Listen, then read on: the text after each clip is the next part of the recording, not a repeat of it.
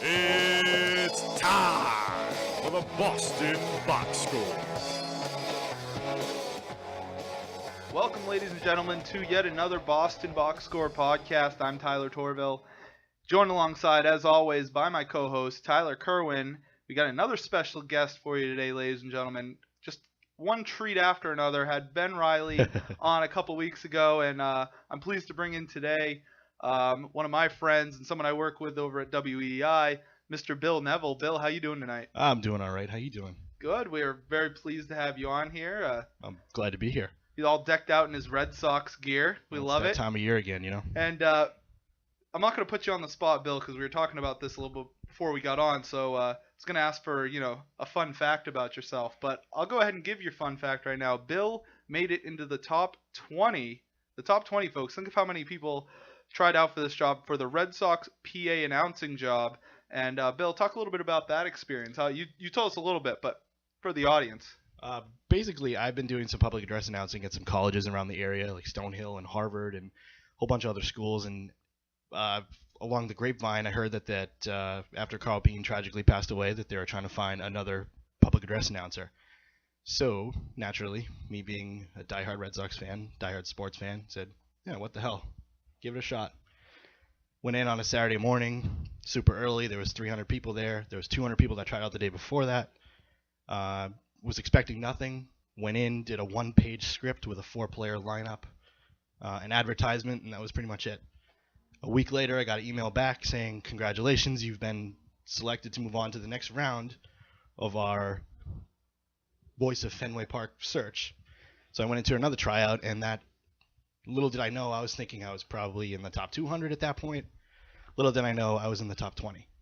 So after finding that out a while down the road, it was mind-blowing to be in the final 20 of 500 at that point.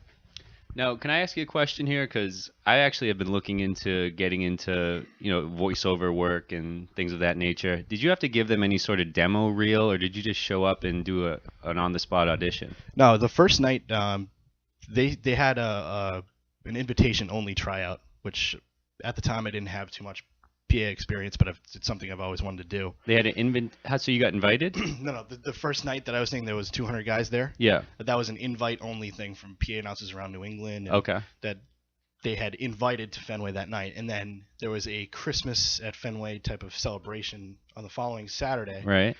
Saying that it's an open audition for the Fenway Park public address audition. How do you find? I need to find out about these things. So naturally, that's amazing. I went through one of my friends who actually went to the invitation-only thing and got the email of, it was PAA@redsox.com. Right. And I emailed them, and they responded and said, come here Saturday at 10 a.m. Naturally, I got there at 7. Right. Was one of the first 5 in line. Went in, did my thing, went home, thought nothing of it. Really cool experience. How many people would you guess were at the open tryout? 300. Wow. Over the course of the morning, it was 300 people. So between the 300 there and the 200 out of 500 people, you were in the top 20. Yes. That's pretty great. It was just like a 1-minute tryout? The second night when we went back, it was 4 pages. There was a full Red Sox lineup. There was the military appreciation thing. I forget what it was called. It was like Salute to Heroes or something like that. There was an introduction of the special guests, and then there was the 7th inning stretch. Now, did you practice? Did you research tips on how to change your voice and project in a certain way, or you winged it? Pretty much just winged it. I mean, I've always been wanting to do public address announcing, but I never really knew how to get into it until a couple of my friends who had been doing it for a while that I met through the station, like I was saying before. Right. They helped me out getting some gigs, but it's something I've always wanted to do, and even like pickup games in the backyard. I used to do that too. You hit a 3 and you yell out and you're 4-3. Like it's a playoff game. Yeah, like you just won the World Series. Right. So do you put on any sort of different voice? You just talk the way you normally talk? I wouldn't say I put on a different voice, but you definitely have to. Trying to think of the word. Project. Yeah. Thank you.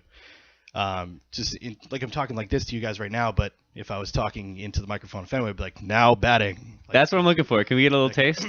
My voice is a little shot right We now. love but putting this guy on the spot. We were having him test out his impressions before. We have a couple special guests later on the show, by the way. But Shh. We don't know who they are yet. yeah. So let's hear the PA voice real quick. David Ortiz to play first base in St. Louis. Just say that. Okay. Now batting, the designated hitter, number 34, David Ortiz. Very nice. That's very good. Isn't that the cadence was there? I love it. We'll add some applause in It's there. kind of a little bit of an homage to Carl Bean. Yeah. Because you know that's what the Red Sox wanted. That's what they've always had. Yeah. It was just kind of not monotone, but just enough emphasis on the home team where you knew it was the home team. Well, you know what I think of is it's not MLB The Show, but there was a video game, a certain baseball game, where they had the PA announcer come through whenever a player came up, and it was always that now batting. Exactly. Whoever, it's always so. the deep Yeah. baritone. That's where I would draw it from if I was going to try to do it. But And it's funny because now going through that experience and doing it a bunch of other sports myself, and I'm very critical of public address announcers. And I hear the guy sure. in Detroit, and I hear the guy going, "Put your hands together." It's like, what are you doing? oh yeah. What is that? So I don't know. Oh, that's great. It's such a great story. So Yeah. we're definitely pleased to have you on the show. Well, And Bill, glad to be here. I know what a huge Boston sports fan you are. Like I said, all decked out in the Red Sox gear. So we're going to talk some World Series right off the bat, Ty and Bill. So let's get right into this here. So the Red Sox defeat the Tigers in, 6 games? 6 games and just a very well-pitched series. And we knew what the Tigers were going into this. The pitching was a strong point. They have a couple nice hitters, but for the most part, very starting pitcher oriented. We know they had some struggles with the bullpen. And the Red Sox, got the full brunt of that. I mean, some low-scoring games. And, if it's not for a couple grand salamis in that series, I don't know if the Red Sox are in the World Series. So we come into a team like the St. Louis Cardinals. And, Ty, just looking at this team, from my eye test, looking at them, it looks to be a pretty similar situation, right? I mean, St. Louis, a very pitching-heavy team. They do have some nice hitters in there, with Beltran and Yadier Molina. Those guys sort of anchor the lineup. But overall, would you say these are pretty similar teams that the Red Sox are going up against back-to-back? Very, very, very similar. It's amazing what the Cardinals have done since losing Albert Pujols to free agency. That's true. It's incredible that they're back in this position. And I criticized them back in the day when that happened. And what do you think about that, Ty, when they let Albert Pujols go? Was that the right time? Was that Well, obviously now you can say it was the right obvious? time. Anyone can look. Yeah, exactly. At the time, Hindsight's 2020. Yeah, I think I felt at the time it was too, though, because he was, 32, 33? Something like that. Maybe. Yeah. Maybe a little younger, but Okay. like 31. But Yeah, and then anytime you get into the high 30s and you don't want to pay the guy anymore, then yeah, it's time to let him go. mine was more of a fan loyalty thing. Like the people in St. Louis obviously loved him. I don't know. I'm big like that. I am with. Oh yeah, Pierce you definitely let and fan everything like loyalty that. get into your head Oh, and cloud absolutely. your judgment. Oh, it absolutely does. Absolutely. Paul Pierce would be on the Celtics till he was 50. Was up to you. I would love that if that would happen. But so it's sad to see him go. But you're right. For them to just turn it around and just be so successful, and they've done it with guys like putting Carlos Beltran there and having him rejuvenate his career. Doing it by, these guys that came up, David Freese, I know that came up when they made that other good run. Exactly. And, who was that other hitter that, it was David Freese and someone else. I know exactly who you're talking about. It was, I'm looking at Alan Craig. That's who it was. Alan Craig and, David Freese and those guys came up. They filled the gap quite nicely. They've always had the starting pitching, so it's no surprise that they're back to where they are right now. So, guys, are you expecting a series that it's going to be similar to the Tigers? What are you thinking? Let's get the predictions off our chest now. So I'm going to say Red Sox in 5. I I'm going think to say Red Sox in 5 because they're on a roll. They feel good about themselves. They feel confident against good pitching. I think that's why that's in my mind, and I'm just pretty high on this team right now, and I have good reason to be. So, Ty, what's your stake in this? Okay, so the first game's tomorrow, Wednesday. Game 2 Thursday, right? Mhm. Friday off, and then 3 in a row. 3 in a row. Mm-hmm. So Saturday, Sunday, Monday, Yep. night off. Then they play Wednesday. Game 7 would be Thursday night, Halloween night. I say the Red Sox are going to close it out on Halloween. At Just for Fenway fun. Park. At Fenway Park, exactly. I'm going to take Red Sox in 6 because, it sounds lame, kind of a lame reason, but of all the championships Boston has won, I mean, only one of them has actually been won in the city of Boston. That's the 2008 Celtics. And I'm not sure why That's the only one ever?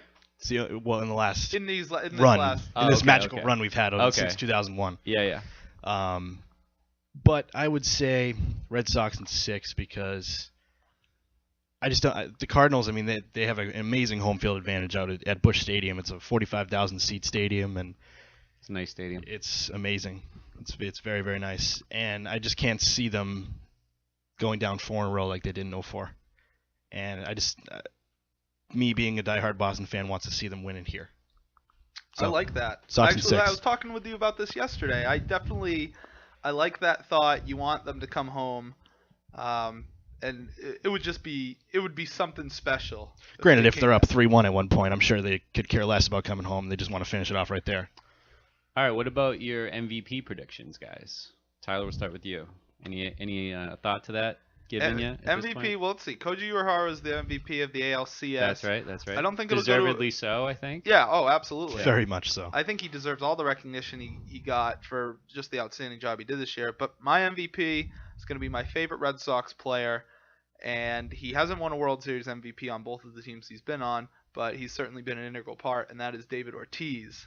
And I think he's going to get the job done. He's going to be, this is going to be, like I said, another very pitching-heavy series. It's going to come down to who can get the clutch hits, who can hit that home run in a 1-0 game to sort of, put their stamp on that game and say, hey, we're taking this. It's a close game, but this is what's going to be the deciding factor. I think, it just screams David Ortiz to me. Bill? I like Koji again. Wow. Back-to-back MVPs. I don't see bold. anyone getting his number, or shall I say, he has everyone else's number. And this guy is it's insane. And what the Red Sox have asked him to do in the last round, not just 3-out saves, but a couple of 4-out saves. Yep, absolutely. Saving Breslow, who has been amazing, by the way. Franklin Morales, I don't know why he was left on the World Series roster after what he pulled the other night. I don't know why he pitched in Game 6 at all that to too. begin with. That too. But I can't see anybody but Koji being the most integral part of Red Sox winning the World Series this year because he's going to be there to shut down the games, and he will. I'm going to go with Jacoby Ellsbury. I think he's going to make one last major run at a huge contract next year. Maybe get a max contract if he can pull out an MVP in the World Series. Not going to hurt his value.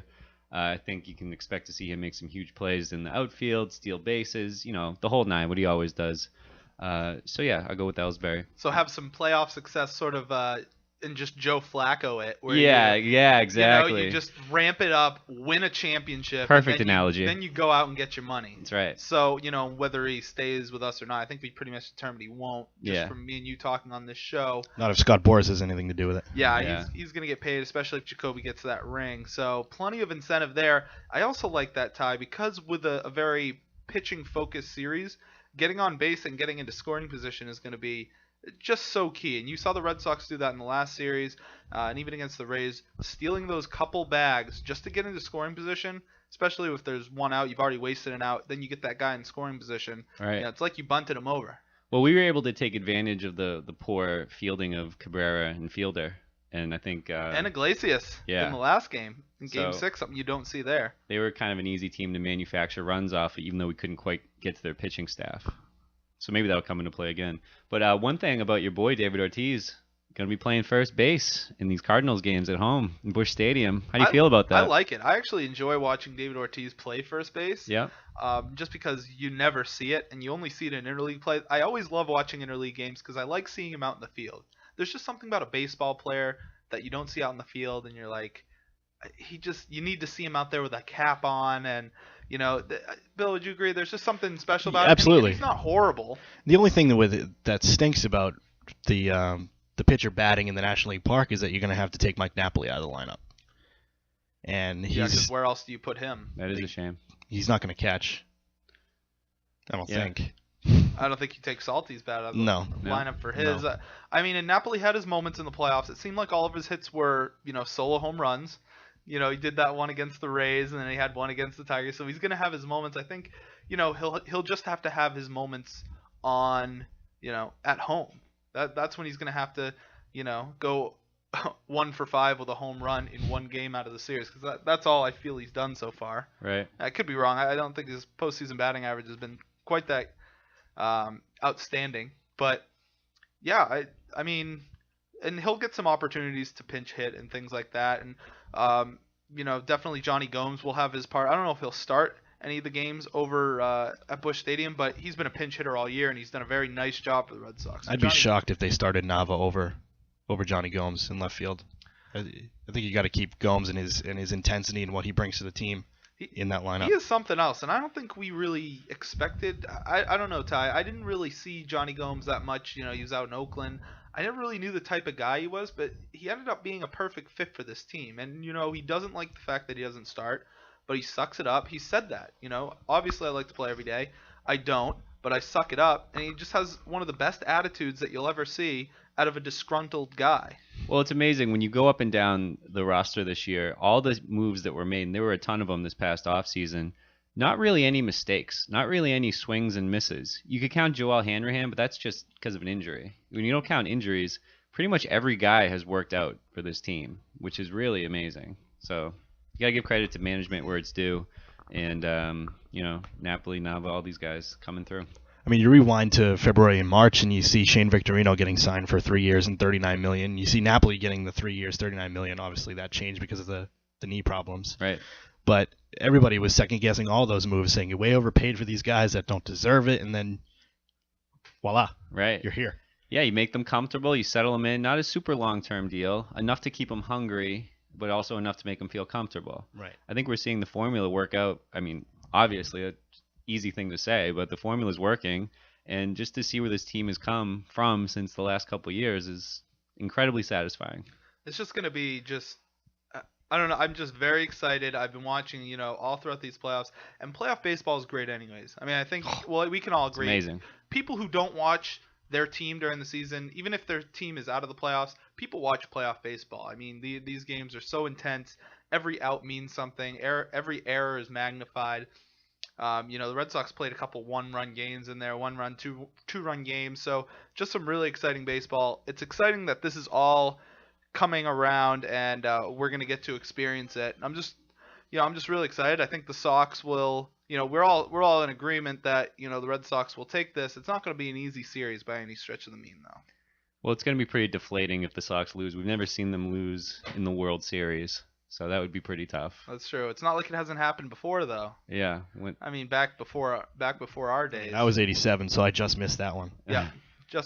So it would be deflating. I think earlier on we talked in the year and what expectations would be for this team, and I had very low expectations for this team. So just getting into the playoffs, I'm elated. I'm glad that they've turned this around, and they seem to have gotten back to that winning formula of the early 2000s, or the middle 2000s rather. And would I be hurt if they lost? Yes, I'd be hurt because you follow your team. You'd be hurt any year they lose. But when you look back and you take it back a step, I think it's actually very nice that they're even in the World Series right now. Yeah. Coming from 69 losses last year. When you go to 97 wins and your third AL East title since 1995, I mean, it's mind-blowing what this team has done this season. And plus, we've had those 2 Grand Slams. Talk about great moments in the playoffs. So they already have given us a lot. You're right. Right. The old Grand Salami by Shane Victorino. How awesome was that? Can we just talk about that for a second? His celebration, I almost wanted to get up and celebrate like he was. You saw a guy, that was probably the happiest moment of his entire life. Agreed. And Tyler got up and he tried showing to it. high-five the TV, and Victorino didn't see him, or he missed or something. And Yeah, we missed. yeah, so, but just a great moment.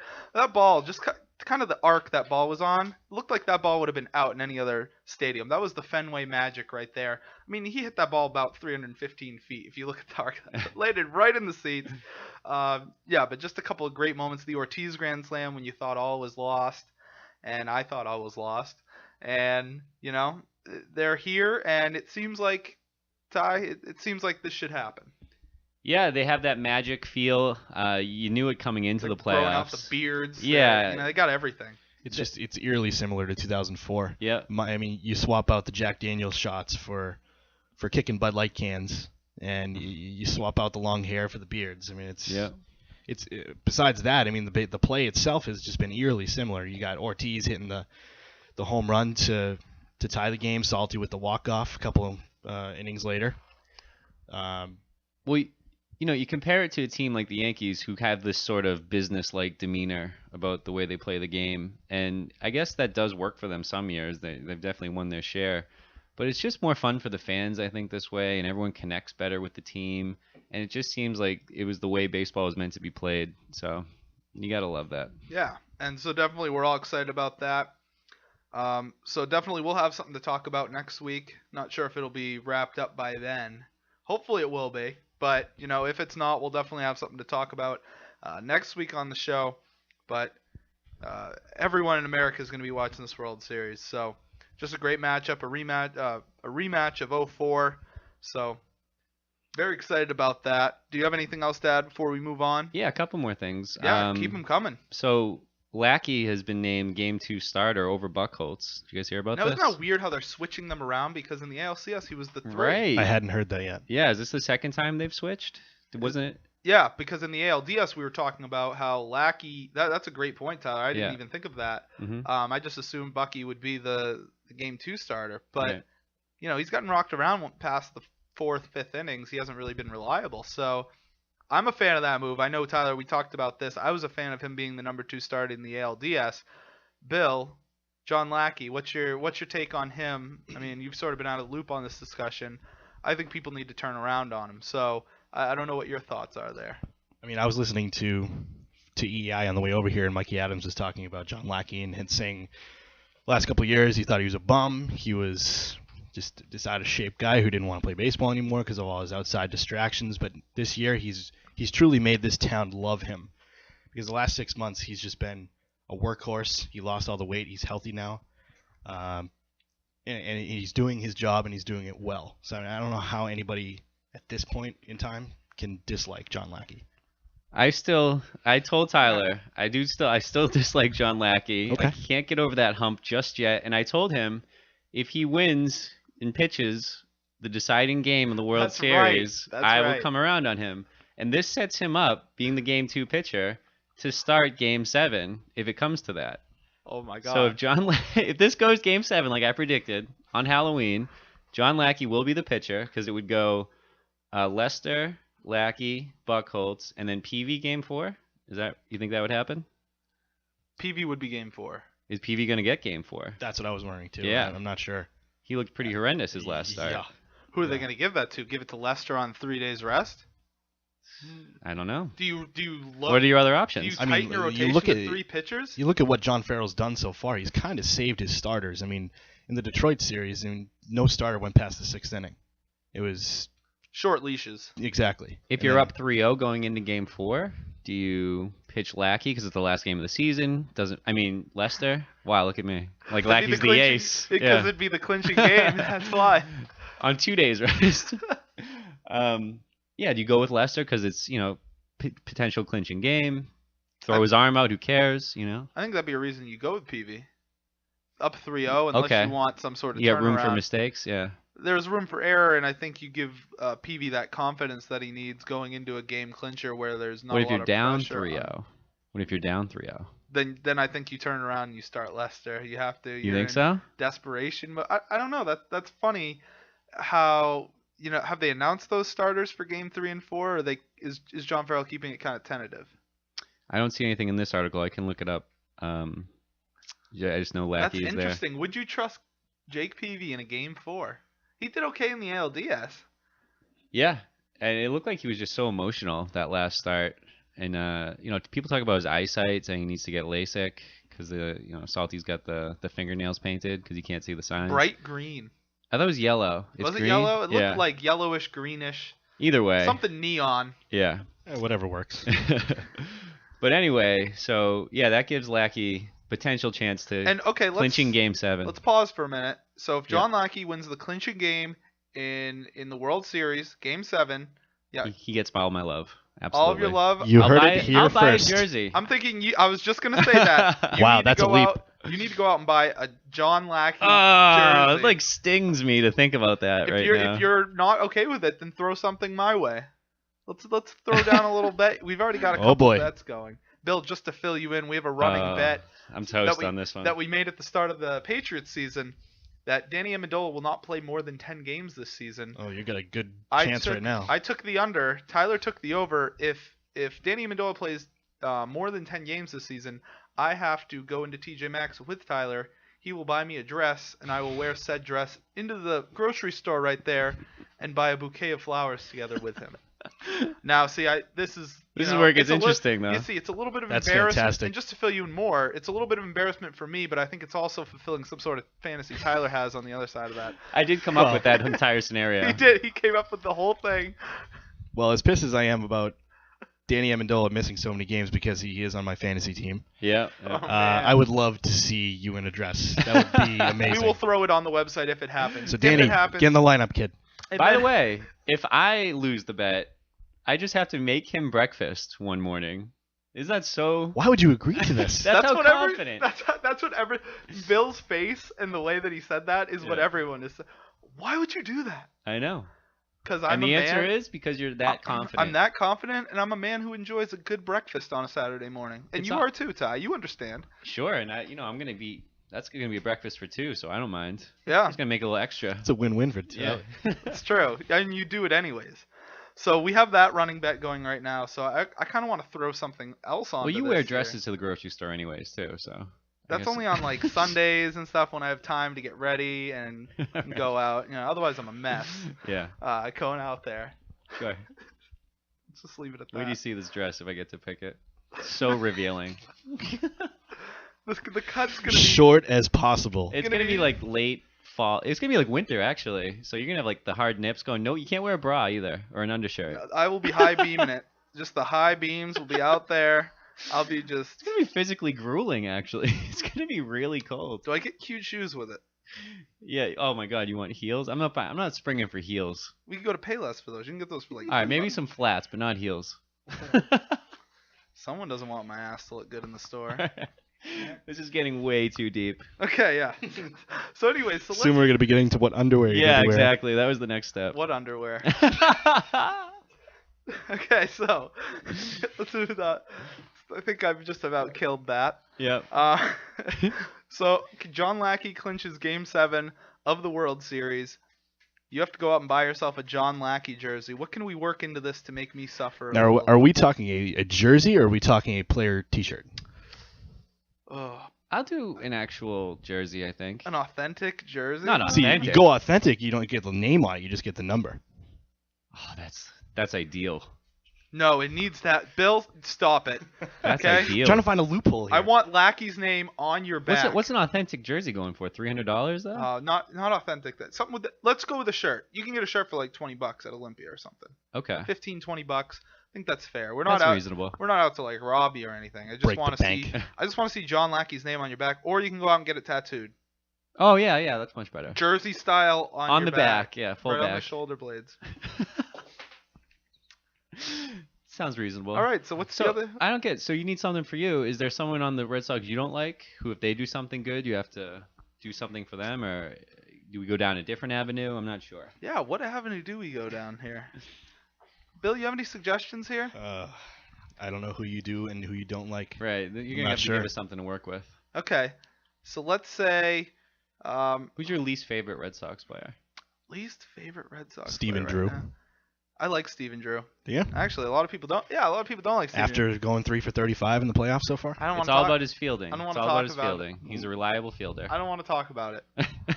I'd say I probably don't like Jacoby the most. Wow, my MVP. I like what he does. Yeah. So if Jacoby Ellsbury wins the MVP, See, now that'd be pretty bad because we know he's hightailing it out of here, and then you have to go buy a jersey even though he's leaving. I already have an Ellsbury shirt too. Yeah. You can find any girl in New England and they'll just have an Ellsbury shirt. Yeah. You just borrow That's it. right. You think they've all burned their Tyler Sagan ones now that he's gone? Or they keep those around?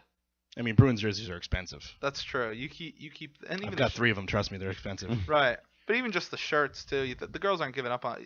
You think they've just given up on that? I don't know. I don't know. They still think he's a cutie, I would imagine. That's hard to say. He You know, is a that's cutie, really isn't he? vague question.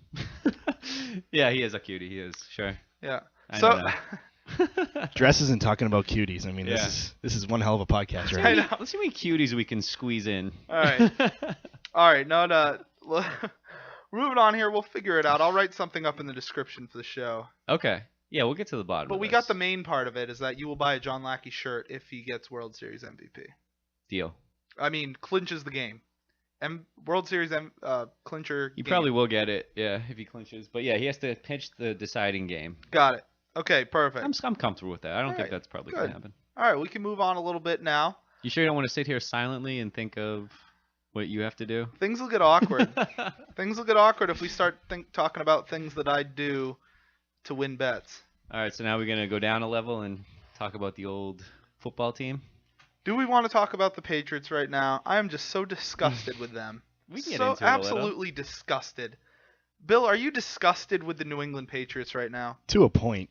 Not ready to jump off the bandwagon, so to speak. I'm not a bandwagon hopper. I'm always a Patriots fan, but that All right. game was ugly. Let's get to the crux of it.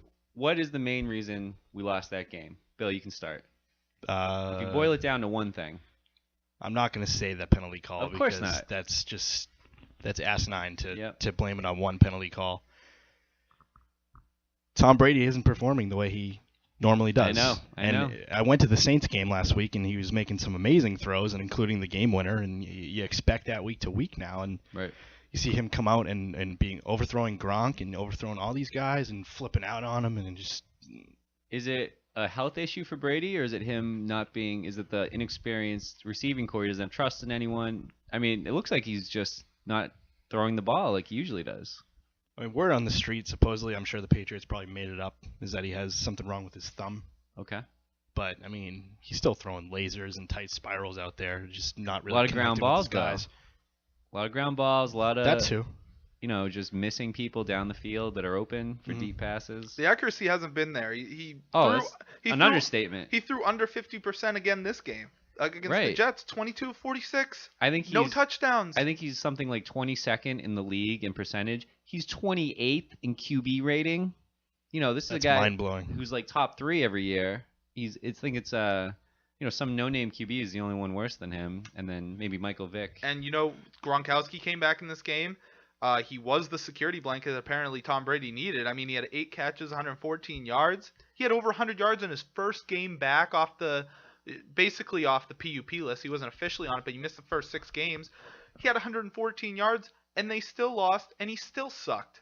Well, Minus wait, a couple, who sucked? minus a couple Gronkowski? of mishaps. I mean, Gronk should have had 180 yards. yeah, true. I mean, he had the one that went right over his hands where he was supposedly looking into the sun, and then he had the one where he almost The snatched with one-hander. one hand. That would have that been an ended amazing up play. dropped. So there's a couple on the receivers, but Well, I think he didn't. That one-handed catch, even though it was a spectacular catch, it looked catchable. Right. And I think that was still him shaking off a little rust because it was in his breadbasket. He had it. He brought it in. But he was targeted 15 times. I think that was his security blanket. it was a security blanket, and he got that back. Yes, Amendola's not there. He's still at Edelman. Didn't see a lot of- Tompkins made a few nice catches. You Didn't didn't see a see lot of much him, of though. Tompkins. Yeah. You didn't see much of that. Was the last week. That was the previous week. But you saw. I didn't see anything from Tompkins. Who this was week. it then? Dobson then. Dobson was involved a little bit. Yep. That's the other young receiver that I was thinking of. But he was getting the younger guys involved. Right. I mean, but you're right, Tyler. Just the accuracy's not there. Some of the throws just aren't there. Yep. I don't know. It's really just grinding my gears, this team right now. I mean, I gave up. I'm gonna be honest. I gave up in the Saints game. I was like, "Are you kidding me?" Right. And the Patriots would get the ball back in the most opportune times, and you're thinking they're gonna do it. They're gonna do it. They don't do it. If they had lost that game, they would have deserved to lose that game, despite having 3 because they had 3 chances at the end, couldn't capitalize. They get lucky. They get a good throw and a good catch on the other end of that. And I think you saw a continuation of that sort of performance about not capitalizing, not having these good sustained drives, and not being as efficient on offense as they're used to being. Yeah. And, as far as the defense goes, the Jets' offense is pretty horrible, but they looked average against us, and we're missing our top 3 defensive players. So we have, Mayo, Wilfork, and Talib. If they're in the game, then the Jets' offense most likely looks horrible.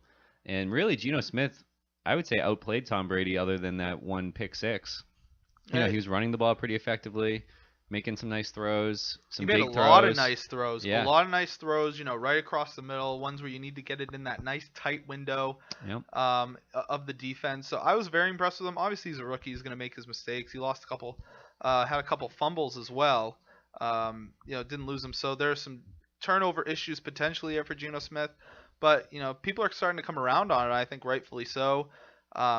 He's making good decisions. But I don't think in this type of game, I even think if you take out the Gronk catch and you take out, the BS penalty at the end that might have been a rule, might not have been a rule, take those out of the game, and the Patriots should be a better team than the Jets. It shouldn't have come down to one catch and one BS call at the end. So that's why, this team's very good.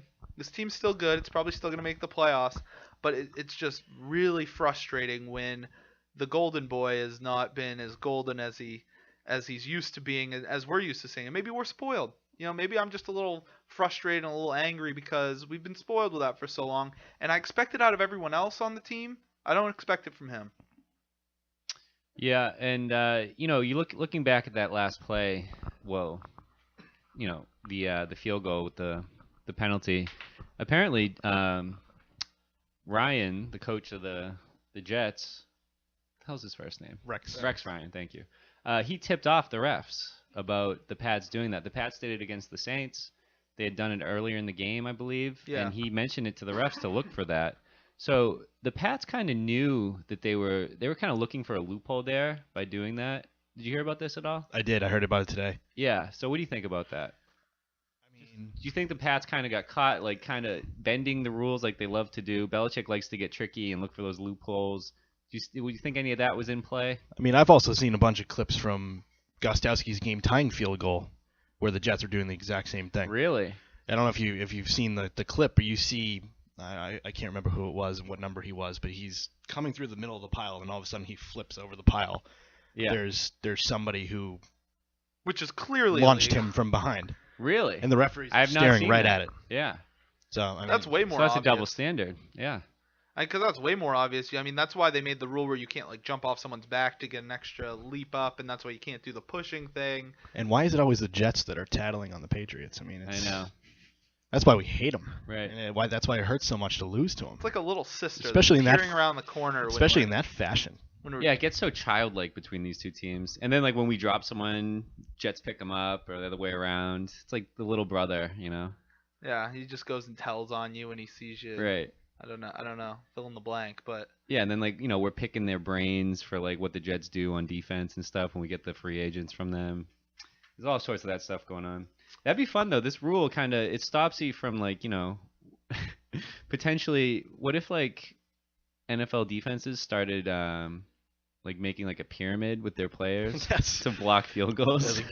Getting down and help somebody slam dunk Yeah. on all fours and just launch off their back Yeah. over the just pile. run and jump, and just jump in the air and try to get that. It's a shame because now that's off the table. But what can you do? Have them launch them in the air like a gymnast when the Just ball sign is a couple kicked. cheerleaders. Yeah. Some dude cheerleaders. Have them throw their bodies in front of the ball. That'd be great. I just don't understand why pushing into the pile is Such a an silly term. unsportsmanlike 15-yard Yeah, automatic why is it- first exactly. down. And why is it unsportsmanlike? Couldn't tell you. I mean, that's what Jerome Booger said, but Yeah, it's your Is that own his team. name? it's Bogar, but I like to call him Oh Booger. my gosh! I never. Okay, that's hilarious. Yeah, it should be a 5-yard penalty if anything. I mean, Still it would have makes been a slap on the 52 wrist, and it yarder. still would have been fourth down. But Does with anyone the think- automatic first is ridiculous. Yep, absolutely. At least it should have been a 5. I think everyone's been saying that. It should just be a 5. It's not man. something that affects the play. It should be like an really. offsides. Yeah, it's a safety issue for your own team. Going back to Bogarts, he kind of sounds like. I always make fun of him when he makes the calls. He always sounds Same a little here. bit like Bruce from Family Guy. It's gonna be a penalty on y'all on the offensive side. I seen you doing that. You better not do that again. So I'm gonna back you up 10 yards. I hope y'all ain't mad at me. Right? So, Oh right? yeah, you're absolutely right. It's the least. It's not like Ed Hockley out there where he's flexing and he punches the linebacker in the face for going offside. Right, You know right. what I mean? Right. And he lifts him up and does tricep presses with him. And Ed Hockley's doing his own little Billy Blanks Tybo video out there. he always has those sleeves nice and rolled up just enough so that when Well, he it's a points the toddler. down, I do It's the a Hockey toddler League medium workout. shirt, so I mean, what do you expect? He shows up for his referee things at Baby Gap. He just gets those nice. But anyways, He so- buys the costumes that the girls wear on Halloween. Yes, just so he can make his triceps look bigger. Okay, so moving on here, the Patriots could get a big lift next week because they play the Miami Dolphins. They're coming off a crushing divisional win as they lost to the Buffalo Bills and a couple of miscues there. And, that game ended with a field goal with, 30-something seconds left. They have a young quarterback like Geno Smith, maybe a little more proven than Geno Smith because he has another year of experience, but he's looked shaky this year at times. He definitely looked shaky. He had that forced fumble at the end. Mario Williams forced. So this is a guy that this is a quarterback and a team that the Patriots could potentially jump on, and this could be sort of a win that could get their confidence back up. Because I think honestly, losing to the Jets and losing to a team that you've won 8 or 10 consecutive game against, that's a big blow to me. Even though you're 5-2, you're still leading the division. You're still looking good shape from a standing standpoint. I think that next week they're really going to have to turn it up a notch, and I think Bill Belichick will do that with this team. I mean, they haven't lost 2 in a row in forever. They did it against the Saints.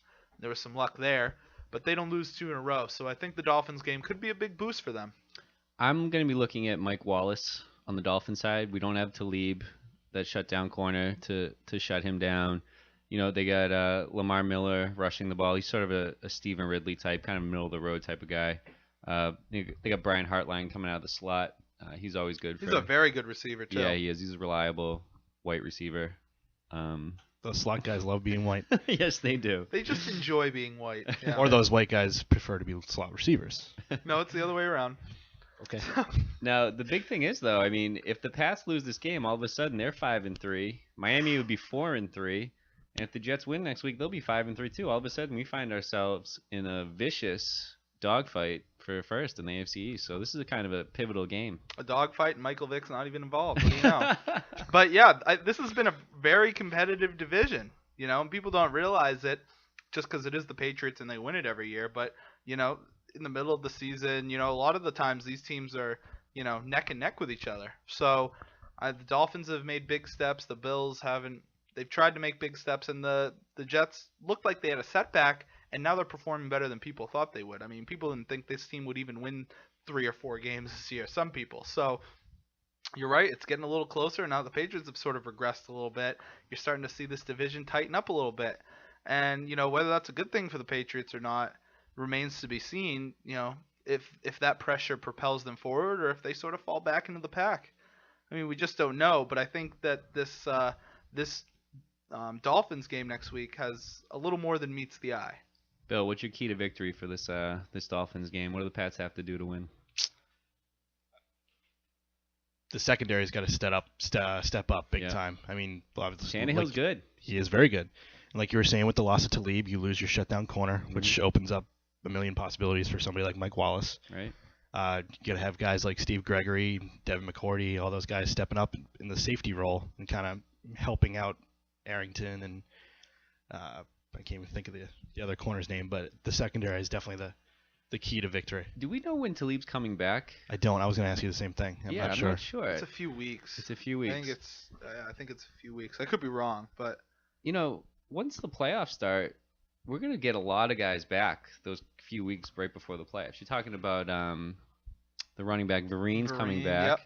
Yep. Amendola should be healthy by then. You never know. Get him and Gronk on the field at the same time. Talib could be back.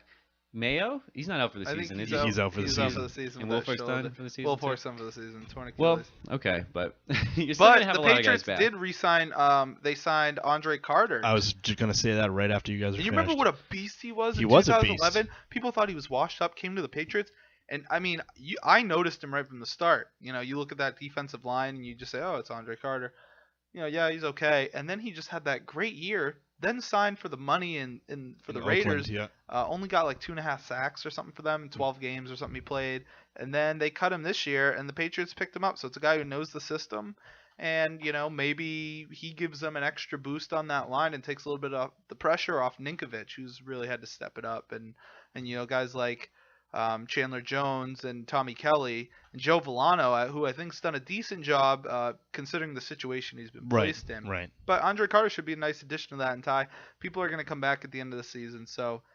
But they got to focus on the right now, and this Miami game I think is going to be very big for them. I'd like to see a lot more of that Austin Collie this week. He was targeted 5 times this past game against the Jets. Only 1 catch for 10 yards, but I think he could help us out. He was a key component in that final drive against the Saints, too. Yeah, absolutely. You would have thought to see more of him. But anyway, I got the power rankings here, if you want to go through those real quick. Yeah, absolutely. Any guess who number 1 is on the power rankings? Has to be Seattle. Nope. KC. Yeah, Bill's got it with KC. The only 7-0 team left. Oh, that's right. And this is NFL.com. Wow, who would have ever thought? Who would have thought? Not me. They were like. I liked Alex Smith when they I signed think they were him. 3-13 last year or something. Yeah. Crazy. Yeah, they were horrible. Yeah. People laughed at that team. Sort of gave up too. People laughed at me when I said Alex Smith is going to be great for them, and he's. Well, it's not. I mean, Alex Smith finds himself again with a incredibly great defense, and he just has to be a game manager, as they say, don't you think? He hasn't been through the roof with his gameplay, but he's been good. He does what Alex Smith does. He doesn't make a lot of mistakes. Right. Lets the defense take care of it. Right, and he's going to be, he's not going to be the reason that, you come from behind and win a game, but he's going to put his team in a position where they don't need to come from behind and win because he can milk the clock with Jamal Charles, and he's got some nice receivers there in Dwayne Bowe, and who's their tight end that's really come along? I can't think of his name right now, but he has a decent tight end there now, so that's always a nice security blanket for a game manager type quarterback, and. He's shown that he can, when put on the right team, have success. You saw it in San Francisco. Unfortunately for him, Colin Kaepernick happened. So I think he's getting a fresh start here. Fresh start, new quarterback, new coach. That's great. And, that good for them. Now, one thing about the Chiefs, though, their schedule has not exactly been hard. Let me see. All right, so their first game. Do you think strength of schedule is overrated, though? Jacksonville, their first game. When you're in the middle of the season, it's overrated. They beat Dallas by 1. That's a pretty good win. Beat Philly by 10. Beat the Giants. Beat the Titans. Beat the Raiders. And they just beat the Texans by 1. So they haven't played. They've gotten some teams on the decline. They've gotten, the Texans have not been as advertised this year. And who knows what's happened to them? And, maybe you can blame it on Foster being here or there this season with the injuries, but it's really come down to Matt Schaub just not being efficient and not. He's normally known being a very accurate quarterback, and obviously he has a plethora of talent there. They did lose Owen Daniels, I think, for quite some time, maybe the year, I'm not sure. But they lost him. He's not a big target for him, but just not making good decisions. And you don't see that out of him. He's been pretty reliable for them, and he's a big reason why they're not where they are today. And Eli Manning, so they beat a team like the Giants. So yeah, maybe they're kicking some teams while they're down. But well, the thing is, half the league is kind of mediocre. It's a wide open league right now. There's no dominant team. We just saw the Broncos lose. They're number 2 in the power rankings. Saints number 3. Seahawks all the way down at number 4. At 5-1. Yeah. Wow. Get the Saints at 5-1. Scroll down until you see the Patriots and tell me where they are. 8. Colts are 5th. Really? Only moved down to 8? Niners are 6th. Well, they moved down 5 spots. Oh, okay. Niners are 6. Bengals 7. I like the Colts at 5. I really love that after upending Peyton Manning in his return. Yeah, Andrew Luck has a real steady head on his shoulders. That was a big game. Except for when he got bumped from behind the other night. It looked like he got shot. What was that? I missed that play. You missed that? No, yeah. So it was about 5 minutes left, and the Colts are pinned deep inside their own zone. It was 3rd down, and the Broncos are down 9 at this point. And Luck drops back to throw, dumps it off in the flat. About 3 seconds later, I forget the defender's name. I believe it was Wilkerson. Just ran up behind Luck, gave him a little bump in the back, and he did what you see every day in the NBA. You see arms flailing, head flailing back, 15 yards, automatic first down. That was the end of the Broncos. You say he flopped? Oh, yeah. Really? Oh, yeah. I'll show you the clip, too. Like in soccer, like in European soccer, where they just kind of looked like he was any soccer. Yeah. It looked like he was shot in the back. Fake it till you make it, I guess. Oh, well. That's weird, too, because Luck's known as like a tough quarterback that'll run and throw a shoulder into you. But that's what shocked me the most.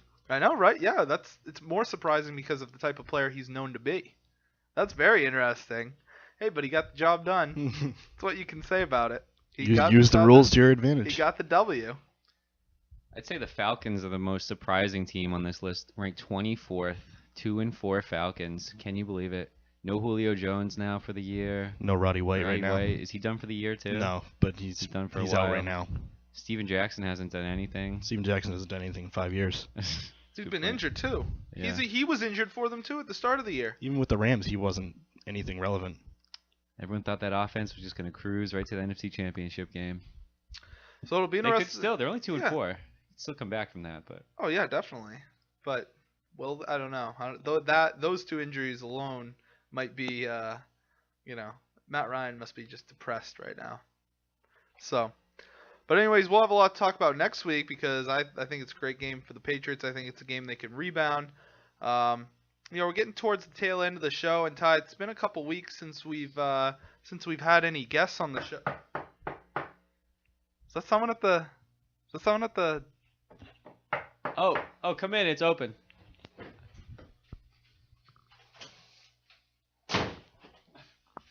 Hello. Wow. Both of you here at the same time. That's funny how that works out. They must have been on the same plane. Come in and sit down, guys. We'll make some room for you here. And Tyler, I'll give my mic up. Bill, you give your mic up, and we're gonna do a quick NBA preview for you. And so Tyler, take it away. All right, guys. Well, I'd really love to hear both your opinions on what's going to happen. Whoa, Tyler. Hold on a second. Okay. Why don't you introduce who we are? I know. I'm just setting it up. I'm setting it up. Charles, I'm really sorry. I know you get very emotional. You're just terrible. All right. Well, I tell you what, I'm so mad right now. Okay, guys, calm down. Calm your little pudding pop over there. All right, Charles, come on. All right, so to my right, I have NBA MVP in 1993, one of the greatest rebounders ever, the round mound of rebound, Charles Barkley. That's the most ridiculous name ever. Round mound of rebound. And then to my left, one of the greatest stand-up comedians of all time, had a great sitcom in the 80s, now does a lot of weird interviews where he gives his stance on black culture when he's not really asked about it, Mr. Bill Cosby. And the zoom! And a zips up to you too. Well, listen, it's great to have you here. I have so much respect for both of you guys. Let's get right to it. What do you guys think is going to happen in the NBA this year? Who's going to be, what are your predictions for the NBA season? Let's see. I'll go first here. Charles, who's going to win it all this year? I don't want to say Miami, but I got to say Miami. Yeah. LeBron back a couple years ago said he was not going to win 1, not 2, not 3, not 47. But I think they're going to win number 3. I'll tell you right now, there's something wrong with that. I mean, I've been watching basketball for years and years, and I've been watching all the passing and the scoring and the dunking and the LeBron and the decision, and I really think this is the year that the Oklahoma City Thunder, they're gonna take their pudding pops and they're gonna slap around the Miami Heat in the championship. Whoa, Bill. This ain't a porno here. No pudding pop slapping dudes. Now, Bill, last time you were on the show, I had to warn you about getting so graphic with your analogies. I'm not going to want to warn you again. That's strike 2. Easy with the pudding pop talk. How many strikes do I get? About 10. Oh, so you're only giving the black guy in the room 10. What That's the hell color you think I am? Charles, you're on a 10-strike system as well. Oh, thank you. All right, guys, who's your MVP? Let's not say LeBron. Who do you think could dethrone LeBron as the MVP of the league?